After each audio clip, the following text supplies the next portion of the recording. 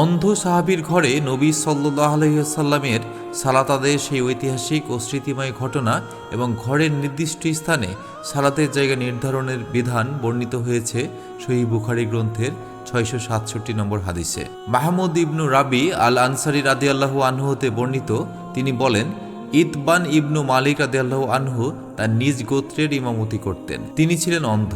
একদা তিনি আল্লাহর রসুল সাল্লাল্লাহু আলাইহি সাল্লামকে বললেন, হে আল্লাহর রসুল, কখনো কখনো ঘোর অন্ধকার ও বর্ষণ প্রবাহিত হয়ে পড়ে, অথচ আমি একজন অন্ধ ব্যক্তি।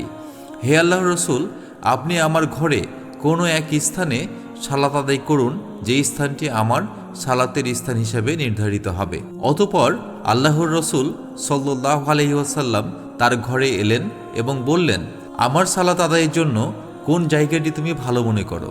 তিনি ইঙ্গিত করে ঘরের জায়গা দেখিয়ে দিলেন। অতঃপর আল্লাহর রসুল সাল্লাল্লাহু আলাইহি সাল্লাম সেই স্থানে সালাত আদায় করলেন। আল্লাহ আমাদের ঘরগুলোকে সালাত ও জিকিরের মাধ্যমে আলোকিত করুন, আমিন। জাযাকাল্লাহু খাইরান।